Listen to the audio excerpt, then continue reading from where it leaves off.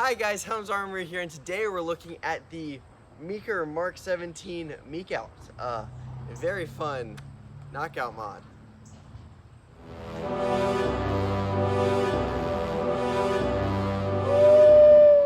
So yes, today I have the Meaker MK17 Meakout, like I said before. This is a 3D printed shell rebuild on the rival Knockout, which is, as I think most of us know at this point, is a very moddable blaster. It is a very nice, compact power source that we can do a lot with. That being said, this kind of takes away the compact nature and makes it kind of a bulky thing. I don't know, part of me kind of aligns it with the aesthetics of like a las pistol from Warhammer. If you think I'm wrong, let me know. It's just what it kind of looks like to me. That being said, this was designed by Meaker Arms and is one of his two designs around the rival Knockout. He has this design, which is a brass breech system that takes half-dart magazines. He does have a wild card adapter, or wild card magwell in here, not an adapter. So it should take katanas and talon magazines. It seems to be a copy of the Captain Slug design. And his other design is another shell rebuild that uses his proprietary shell system for his, I think it's called his tactical assault pistol. I don't know. I'll put a link to all of his stuff down in the description so you can find all his stuff. That design also can take a couple breech systems that use either Spring Thunder shells or Sledgefire shells. And if you'd like to see that design, let me know in the comments, and I might if I get, I don't know, 100 likes on this video or something crazy, it'll let me know y'all want to see that, a review of that one, so I'll spend the money and get the files. That being said, these files are not free on Thingiverse like a lot of Meaker's files are. He has started putting his files on his Thingiverse page for not insane prices, with a rather open license. As I check my notes, I'm fairly certain his license covers one purchase for as many personal builds as you want, whereas one purchase covers one commission or one license to sell. If I'm wrong on that, please let me know, but I am fairly certain that is what his license on his Etsy store is for all of his designs. Of course, link in the description below. All that being said, let's talk about the blaster itself. Like I said, it is a brass breech, which I'll try to get a good close-up of this, that puts a bit of, at least in my case, 17/32 inch brass as your main barrel with a sleeve of 9/16 to cover the gap for the magazine.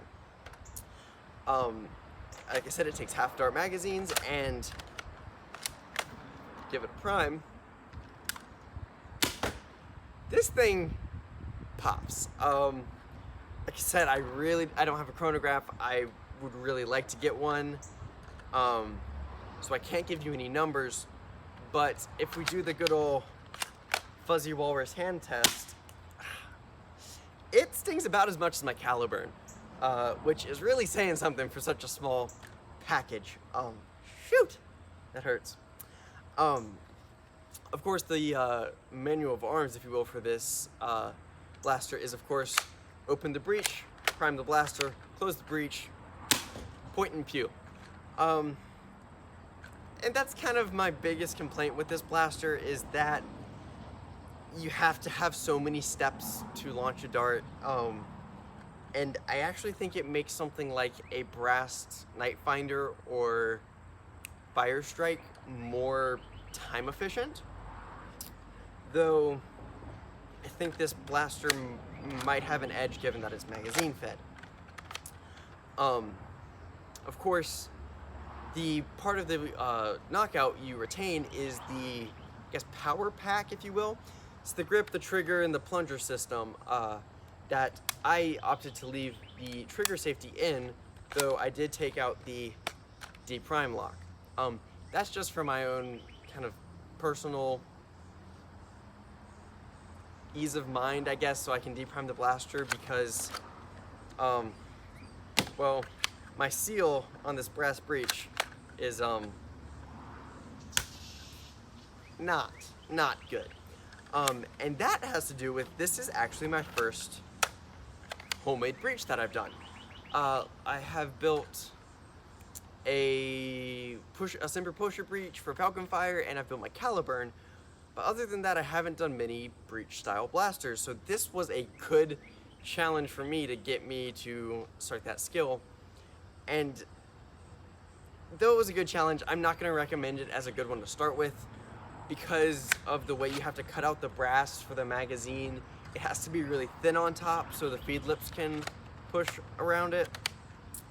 And that took a lot of time with a file. And I was really worried to use something like my Dremel once I was getting it to be thin, because that heats the material up more, which makes it softer and easier to bend. And I don't have a spare bit of brass to rebuild this. That being said, it is a very fun blaster, and I've had fun testing it. And since I've finished this about 2 days ago, and I think I've had one jam in my testing of it. And I think it came about because I under-inserted the magazine. That being said, I don't love this blaster, and I really hate to say that because I really like to like cool blasters. I really like to like community designs, and I think my complaints have less to do about the designs and more about just the function of the blaster. See, I was really hoping this would be an add-on to my HVZ loadout where I could have a easy holsterable sharpshooter option. So if there was a character zombie or a mobile respawn point or just some guy really rallying the horde way over there, I could pull this, take a pot shot, and reach out and touch that guy and stun him so he stops whatever he's doing. Sadly, because of this setup, and I know there are others, you can't really holster this. The slide here immediately gets caught on the holster, and then when you draw, your breech isn't closed, so you don't have a seal to actually launch a dart. There's also a very wide design, so it's hard to find a holster that it fits in, especially since the magazine is so close to the muzzle. So you end up only holstering about that much of the blaster, if that, depending on the holster. It's not very secure. And I know there's another design where there's a top rail that comes up over the slide. That might solve some of the problems, but I don't think it's gonna affect how hard this is to holster. So, whereas it's a nice blaster and it's a fun blaster, it's a little bit of a disappointment to me because it's not gonna fill the role I wanted it to. But that being said, it is a very fun build, and I do look forward to taking it to war. I'm actually scheming that once this whole COVID situation gets sorted out and we can go back to wars, start having wars again, I kind of am interested of having the first war I go to be only blasters I built during quarantine. So I take this, I take my Magpie, my Strifle Mark II, my pump action super drum, and just whatever else I get up to in the next months of quarantine. So that's my quick review of the Meaker MK17 Meakout.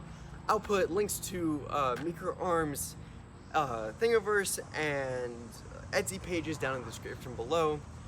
As always, if you have any questions, comments, suggestions, please leave them down in the comments.